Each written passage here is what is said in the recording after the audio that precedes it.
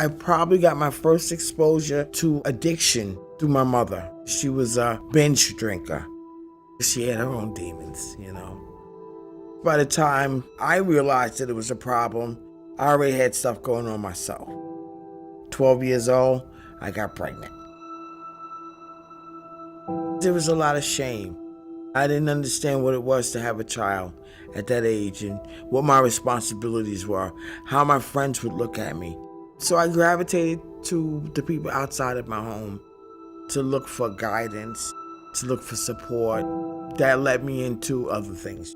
I gravitated to the drug dealers. I was 17, 18 years old.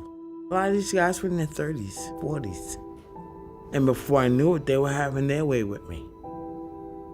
And then here I go, I get pregnant again. I spent several years fighting those demons, in and out of jail for selling drugs. For a guy who didn't care about me. You know, I did 7 years in prison. I was taken away from my family and my children. That's when I found that I had mental illness. So many things took place, like being raped, watching my mother. I came into this process desperate. Those voices that tell you you're never gonna be anything. Nobody loves you. You know, just kill yourself. And that was a vicious cycle for almost 30 years. When you have an addiction, a substance abuse, and you have mental illness, I learned that I just needed to be able to get help. You go get a checkup from the neck up. Get you some therapy. Get around people who are going to help you learn how to cope with Theresa. And I find that in CNG. I have been to several different organizations, but they never were able to give me that added security that I was able to find here. You know, I'm dealing on a daily basis with people who are like me.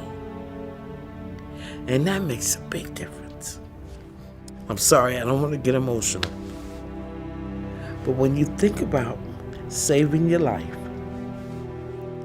and being able to be who you are around people like you, I'm not ashamed. I don't mind crying because they saved my life. They let me know that it was okay to be me, and that if I wanted to be the best me I could be, I had to address both issues, the mental piece and the substance abuse piece. And nobody ever told me that before. It's okay to make mistakes, but I'm not a mistake. I don't hear the stigma anymore. It doesn't ring loud like it used to. What I hear is that there's hope. That's what I hear. There's hope.